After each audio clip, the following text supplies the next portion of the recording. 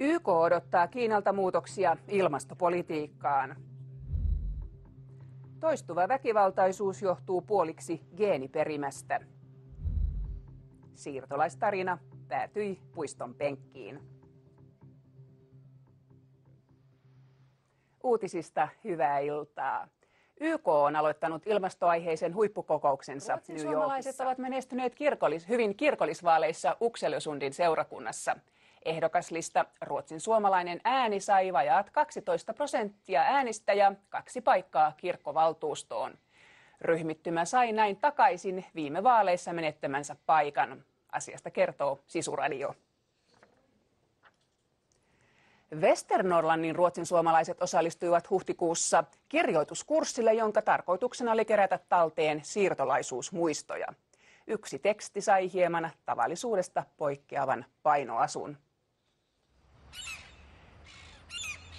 Monta kertaa puiston penkillä istuessa tulee miettineeksi, mitä tarinoita penkki voisi kertoa, jos se osaisi puhua.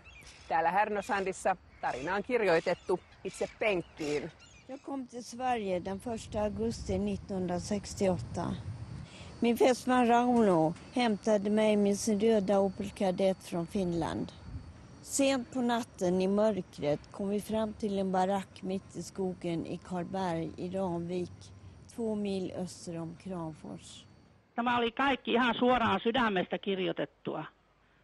Ei niitä tarvinnut millään lailla niin kuin voimalla sieltä kaivella, vaan kyllä ne kynä siis lenti paperilla vaan, että olisi tullut enemmänkin tekstiä, jos olisi ollut aikaa enemmän.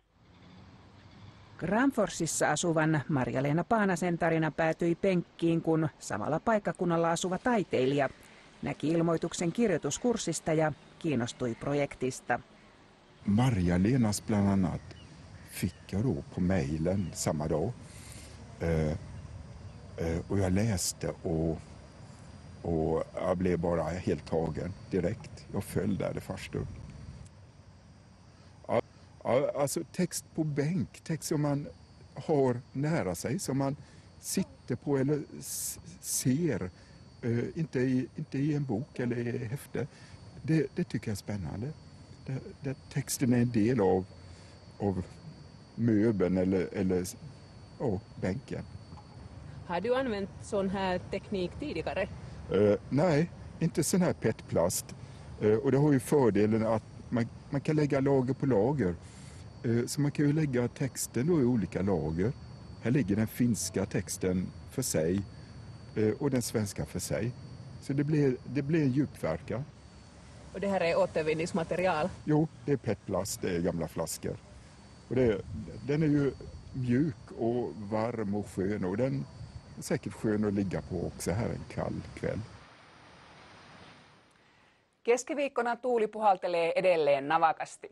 Koko maahan on luvassa vaihtelevaa pilvisyyttä, tuntureilla kuitenkin enimmäkseen pilvistä ja sadekuuroja. Vettä voi ripotella myös länsirannikolla. Tuuli tyyntyy hieman etelässä, mutta kaakkoisella Itämerellä ja Skagerrakissa edelleen kovaa tuulta. Lämpötila 11–17 astetta. Tässä lähetyksessä olemme muun muassa kertoneet, että Ranskan poliisi on tyhjentänyt laittoman siirtolaisleirin Calaisissa Englannin kanaalin rannalla. Ja että uuden suomalaistutkimuksen mukaan väkivaltaisuus johtuu puolesta.